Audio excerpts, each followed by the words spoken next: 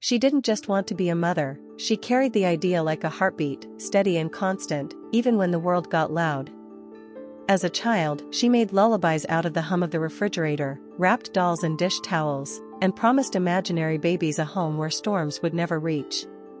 Years later, the world had changed, but the sound inside her chest hadn't. Friends shared sonograms and glittering group chats, baby showers filled weekends, and she clapped and smiled, and cried in the bathroom where the fan could hide the truth.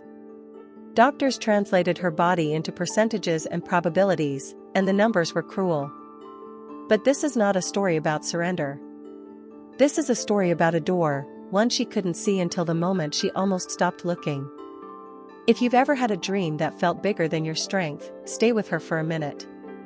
Something you don't expect is about to happen, and when it does, it will change not just the life of a woman with a quiet prayer, but the name whispered in a crib years later. Keep listening. The answer is closer than she dared to believe. She learned early to translate silence, the way grown-ups lowered their voices around her aunt's infertility, the way a neighbor's belly became a neighborhood calendar. She kept a shoebox under her bed filled with tiny tokens of a future she could not yet touch, paper stars folded on nights when sleep would not come, a ribbon from her first job to remind herself she could provide, a postcard of a seaside town she promised to visit with a toddler in tow. She was practical, too. She knew dreams don't pay rent, so she showed up for life, commuting, grocery lists, birthdays where she held other women's babies and felt both the weight and the privilege of that trust. If you've been there, you know the split screen of a heart that can be happy for others and still ache in private. That ache didn't make her bitter, it made her brave. The diagnosis arrived like winter, not sudden, but relentless. First a hint of frost, it may be difficult, then the ground froze, it's unlikely, and finally the long night, almost impossible. She learned the choreography of waiting rooms, the weight of paper gowns, the hollow echo of hope when it collides with a polished floor. Money leaked from savings accounts like water through cupped hands. Well-meaning relatives suggested miracles served in teacups, relax more, pray harder, try this herbal tea. She tried everything, because that's what you do when your dream is on life support. Yet even as the cold closed in, a stubborn ember lived in her. On a rain-glossed evening, scrolling through stories of strangers, she found a name that kept appearing, a doctor who turned last chances into first chapters. They said his schedule was impossible and his fees breathtaking, and still the ember brightened. She didn't know it then, but the door wasn't at the end of the hallway. It was opening right in front of her. She started mapping her life by appointments, blood tests at dawn when the city was a sleepy animal, ultrasounds at lunchtime, consultations at dusk that emptied her of words. She learned to carry peppermint candies for nausea that wasn't from pregnancy, a notebook for questions that sounded small in the room but huge in the car ride home. Friends sent links to miracle articles with headlines like confetti. She clicked them all, because hope doesn't mind being foolish if it might be right. On that rain-glossed evening, the name appeared in a thread where strangers spoke softly to each other like sisters in a kitchen. Stories of the doctor sounded like legend, a man whose hands were steady, whose eyes were kind, whose fees could have built small castles, and yet whose outcomes read like homecomings. She read until the sky surrendered its last light, until her phone grew warm in her palm. She was not the type to be starstruck, but when a stranger's kindness becomes a rumor that keeps repeating, it begins to feel like an invitation. She arrived at his clinic with a heart that felt like a fragile glass, packed in the soft newspaper of borrowed courage. The lobby smelled like citrus and fresh pages. Diplomas framed the walls like constellations, each one a star that said, "People trust this man." She braced for speed, for clinical efficiency, for the mechanical tick of time that famous people keep. Instead, he looked up and met her grief without flinching. He asked for her story, not her chart, and the room slowed as she told it, the long winters, the empty nursery, the wedding dress folded in the dark of a closet because the future it promised had not arrived. When she ran out of words, he sat quietly with her silence. It felt reckless to hope in front of a stranger, but in the kindness of his attention, hope grew roots. She expected a price, she did not expect what came next. He offered water and time, two luxuries she had not expected. She noticed the framed thank you notes from families who had been only faces in waiting rooms once. The dates spanned years, a constellation of persistence. He did not interrupt her. He did not hurry. When she spoke of the cupboard with the unused baby bottles bought during a hopeful month, his face softened the way windows do when rain begins. He asked about her partner, about how they were protecting Joy even now. Who asks that? Someone who understands medicine is not just numbers, it is a language of listening. A plan could be written later. First, he had to see the person the plan was for. She felt a heat behind her ribs, a timid, surprised flame, at this impossible combination of prestige and presence. Famous people often arrive like thunder. He arrived like a lamp switched on. Before she left that first meeting, he walked her through the hallway where a board held photos of newborns, a collage of beginnings. He paused at none of them, as if to say, each story matters equally. "You will not pay me," he said, voice low enough to steady a shaking glass. She blinked, thinking she had misheard, but the words remained in the air like a bridge appearing where there had been only water. "Your dream matters. Let me carry the part one can."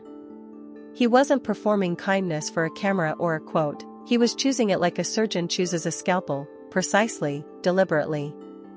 Free, from a doctor people crossed oceans to see. The math didn't make sense, but grace rarely does.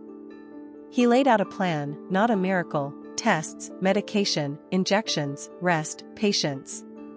He explained the risks gently, the odds plainly, and then he handed her something no other doctor had managed to give: permission to believe again. She walked out holding a folder of instructions and a fragile, shimmering thing she hadn't felt in years, the future leaning in. She searched his face for the catch, the fine print, but found only the sober gravity of someone making a promise he intends to keep. "We will respect your body," he added. "We will respect your story." He introduced the nurse who would become a small lighthouse in the weeks ahead, the pharmacist who would demystify labels, the counselor down the hall for the days when fear outpaced bravery. It was an ecosystem of care, choreographed and human. She learned new words: antral follicles, luteal phase, and relearned older ones like rest and water and breathe. He refused to speak in guarantees, but he spoke in effort, in craft, in the steady devotion of a team that knows statistics and still chooses to make room for miracles. That night, she laid the folder on the kitchen table and traced the edges the way you touch a map before a long trip.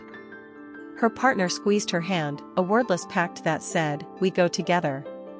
She taped the schedule inside the pantry door and set 3 alarms for the first injection, the way you set alarms for a dawn flight you cannot miss. Outside, the city continued, indifferent and alive, but inside their apartment, the air felt different, charged, like theater lights seconds before the curtain rises. The days that followed were measured in alarms and little bravery. She learned the ritual of alcohol swabs and steady hands, the soft countdown before a needle, the way you talk to yourself like a coach and a friend. Some mornings the mirror reflected a warrior, other mornings it reflected a question. Side effects barged in: nausea, headaches, a mood like a weather map. She kept going. He kept showing up with science and steadiness, asking not for money, but for trust. He called on Thursdays to check in personally, carving time out of a calendar that should have been impenetrable. The world, which had felt like a locked room, cracked open enough to let air in. If you're waiting for the moment everything changes, listen closely, it rarely sounds like fireworks. Sometimes it sounds like a phone ringing on a quiet afternoon.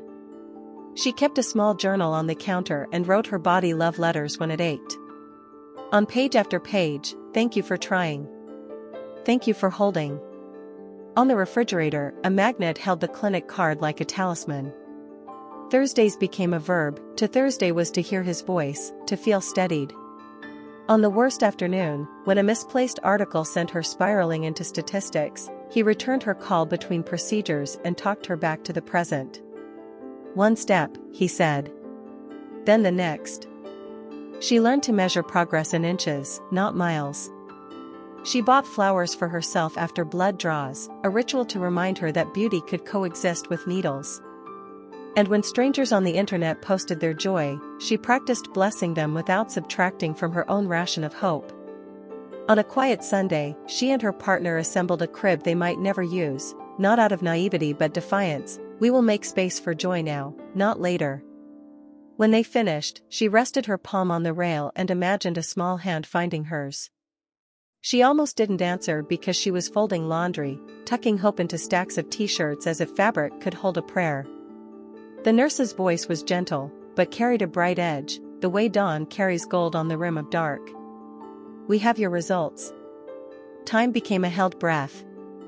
The next sentence rearranged the furniture of her life. You're pregnant. The word was a key turning inside her ribs. She slid down the wall and covered her mouth, laughter and tears mixing into a sound she had never made before. She called the doctor, and he answered on the second ring. He didn't speak like a celebrity savoring a headline, he spoke like a neighbor on a porch at sunset, grateful and a little choked up. He told her, "You did this. Your courage did this." But she knew the truth, courage needs a hand to hold. That night she pressed a thank you into her pillow and slept with both hands over her heart.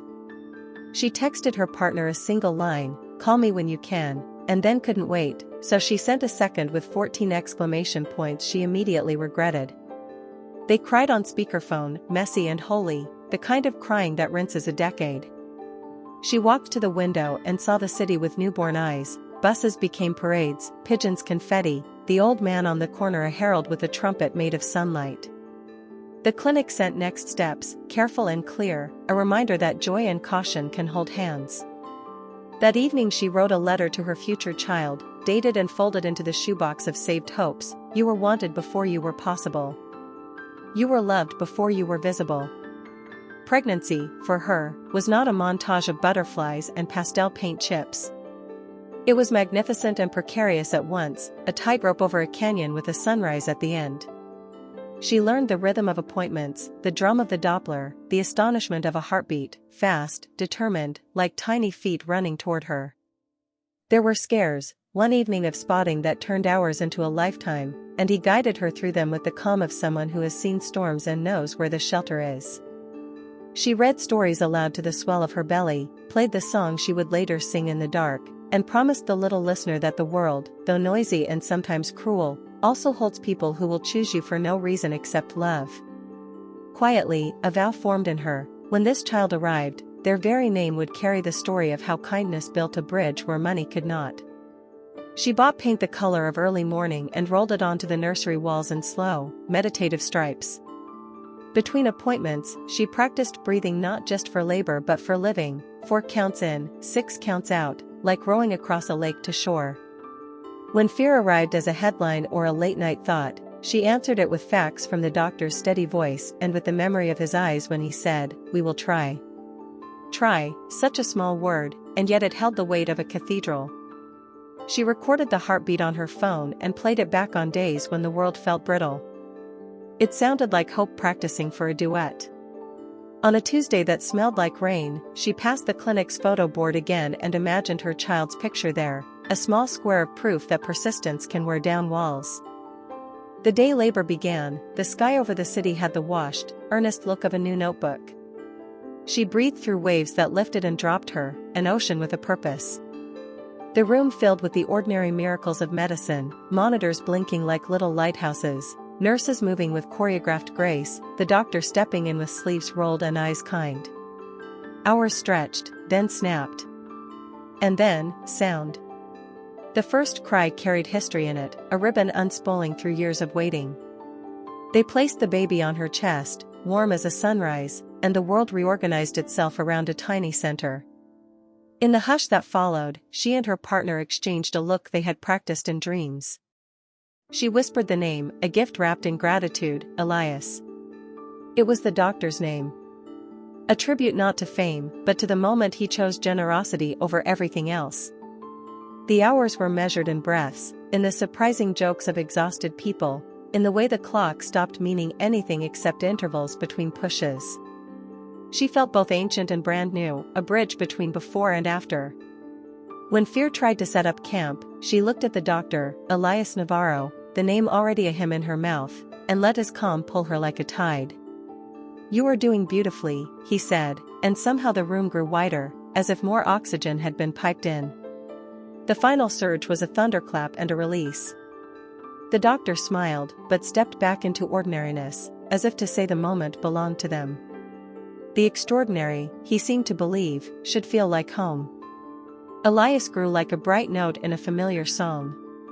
First a smile that could soften a hard day, then hands that reached for everything as if the world were a friend. On his first checkup, she brought him to the clinic that had rewritten their story. The doctor held the child whose name he shared, and for a moment the room felt full of circles closing, the kind that make you believe in the architecture of grace. As years turned, she told Elias the story of his name with the clarity children earn, no exaggeration, no varnish. Just the truth of a door that opened because someone held it. He carried it lightly at first, as a fun fact on the playground. Then, as he grew, the meaning settled, we are all made by the hands that help us.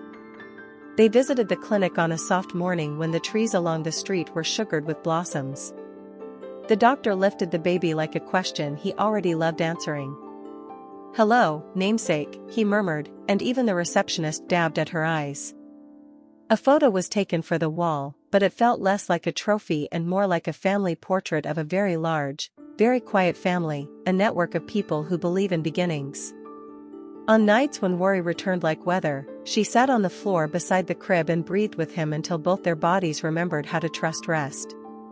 She sent holiday cards to the clinic, not to impress but to say, "We are still here, we are thriving, your kindness continues to earn interest in our lives." When Elias was old enough for questions, she told him the whole story, not to make him carry it, but to let him walk beside it. This is where the story becomes yours. Maybe your dream is different, art, a business, a recovery, a forgiveness you're not sure you can offer. Hear this, the world can be merciless with numbers and odds, but it still makes room for unreasonable kindness. A famous doctor treated a stranger for free, and a boy carries his name as a lantern through hallways he has yet to walk. If you came for a secret, here it is, ask for help, and when you have enough, give it. Hold the door so someone else can see theirs. Years from now, when someone calls Elias, across a playground, a small miracle will look up. And somewhere, a woman who almost gave up will smile and remember that hope, once offered a hand, learned how to run. Maybe you don't know a famous doctor. Maybe the cost in your story isn't money but pride, or the distance between who you are and who you promised yourself you'd be. Listen, there is a way through that doesn't require you to be perfect. It asks you to be brave enough to be helped, and generous enough to be someone else's answer when you can. The algorithm loves outrage, but people remember tenderness. That's the part that goes viral in a soul, a gesture that says, "I see you, let me lighten the weight a little." If this story leaves you with a single action, let it be this: send a message, make a call, forgive yourself, apply again, show up once more. Keep this ending in your pocket for hard days. Somewhere a little boy hears his name, looks up, and doesn't know he is answering to a chain of decisions made in love. Somewhere, a woman stands at a window with the lights off and breathes, steady as a heartbeat, knowing she is no longer alone. What we just shared is more than a story about motherhood, medicine, or even miracles. It's a story about hope, compassion, and the power of human kindness. It reminds us that sometimes the greatest gifts in life aren't bought or measured, but freely given with love. The decision of one man to act with generosity changed the course of an entire family, and his legacy now lives on in the name of a child who represents possibility itself. It's a reminder that each of us has the power to touch lives in ways we may never fully understand. Thank you so much for staying with us until the end of this journey. Your time and presence here mean the world, and it shows that stories like this still matter, that they still have the power to inspire, to heal, and to remind us of the good that exists around us. If this story touched your heart, I invite you to keep this chain of kindness going. Subscribe to our channel so you won't miss the next inspiring story we share, and if you believe someone you know could be lifted by this message, share this video with them. Together, we can spread hope, one story at a time. Don't forget to like, comment, and let us know how this story resonated with you. Your voice is part of this community, and your engagement helps us keep bringing stories that matter straight to you.